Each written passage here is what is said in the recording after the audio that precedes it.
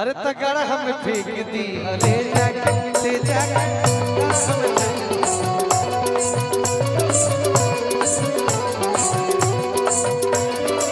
तू हमारे जान हो तू ही परान हो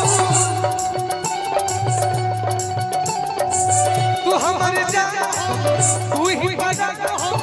कहबत काट के दिखाई देव करे जाए अरे तगड़ा हम फेंक दी ले जाके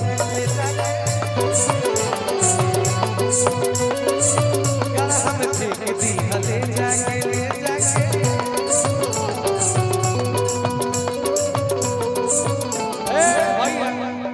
तू हमार जान हो चलत रहे उहे तू ही परान हो आज जान परान हमर सब बात लेकिन भोरे तू कहां निकल से हम कहां निकल से हमार उहे हाल हो जेतो तुम तो ठहरे परदेसी तुम तो ठहरे परदेसी साथ क्या निभाओगे तुम तो ठहरे परदेसी साथ क्या निभाओगे तुम तो ठहरे परदेसी साथ क्या निभाओगे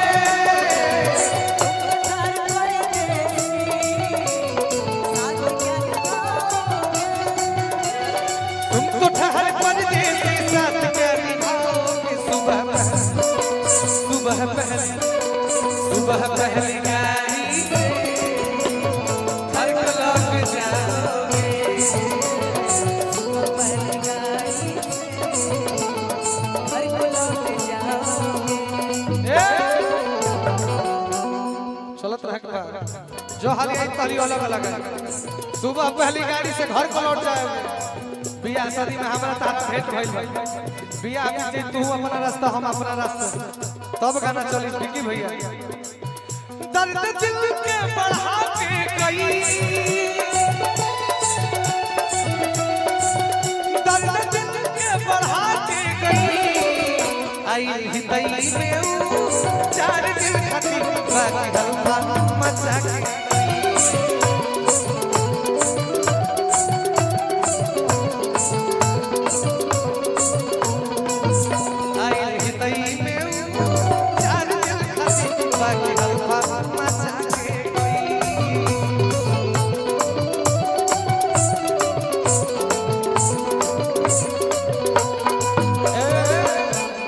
रउआ चाहते निका कहबे जब ही कहती सरुआ कहती हमरा से तुम तो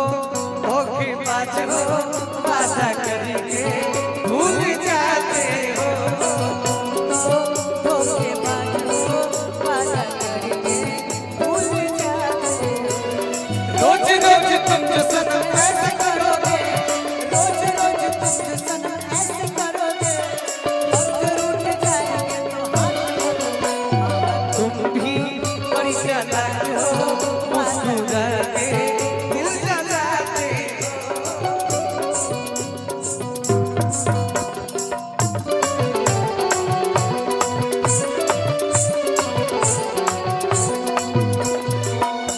जब तू हमरा के प्यार के पहाड़ा पढ़ा के जब तू होने चल जो हम होने चल जी त हमार जान तो हल्का हो जाए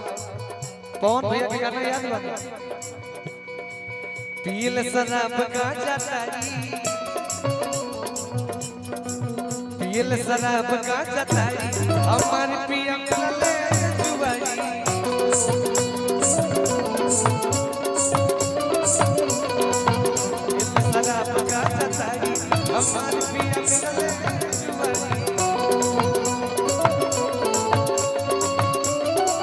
एक लगा दीजिए एक लगा दीजिए। ताकि मैनेज हो जाए दोनों आदमी के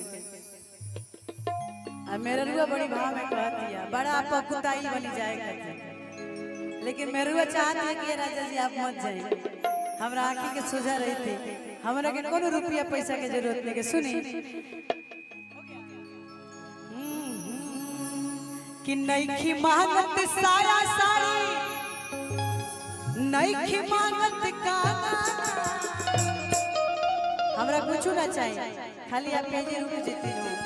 ओए हमरा खातिर बहुत बा।